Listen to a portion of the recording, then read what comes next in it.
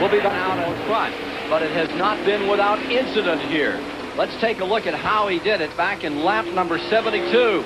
There you see Bodine in the 5. He gets trapped on a slow car. And as he gets trapped in the slow, Earnhardt just drives around in the dirt. Goes through the dirt. Let's take another look in the dirt and what happened here. Another vantage point. You see the slow car, and Bodine is caught, and down to the inside goes Earnhardt in the number 3. That's a little shortcut there, and he goes out in front.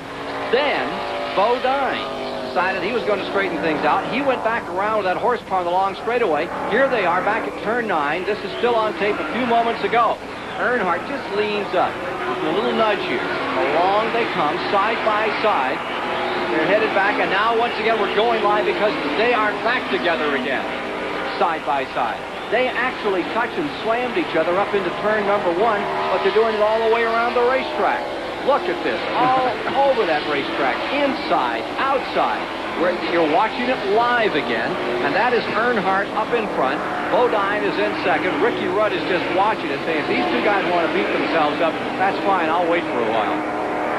I tell you, maybe Earnhardt could use Dr. Petty, the neurosurgeon here, because I think we're going to need a brain scan on both of these two guys. I don't know. It'd probably be a straight line, but it'd be worth turning the machine on.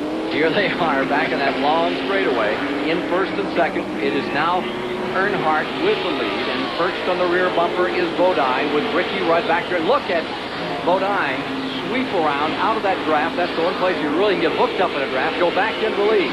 Now let's what happens here.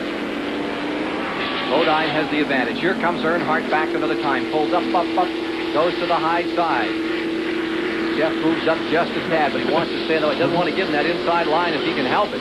Here they are, back across the stripe another time, and at the line, here's Earnhardt swinging up. This is right what Earnhardt did the last time, and they came side by side into one and leaned on each other. We can always patch them in the dirt because it is shorter that way. I've never seen in my life somebody go through the dirt on purpose. Have you? That's a good example of what Earnhardt will do to get in the lead in the race. Well, I've seen Joe Ruttman do it. Look at this. And work each other over. And collect it and keep on going and pick up a couple of spots.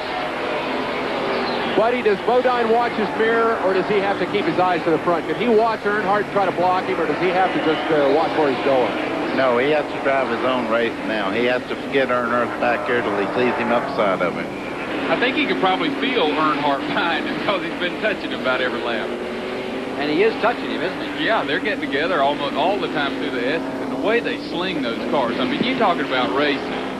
This takes my breath, and I make my living going to races, and I mean, this takes my breath. You know, John, you're talking about you never saw anybody do that, but in the old days, Curtis Turner, on this very same track in this race, past Parnelli Jones, cut a straight line through all those S's and made a whale of a line, just right out through the dirt, bounced back on the track, and came through.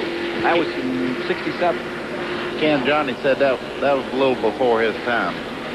Yeah, Curtis Turner, yeah, he's one of my heroes. Buddy Baker, Curtis Turner, Fireball, and all those old people. I love them. Geoff Bodine.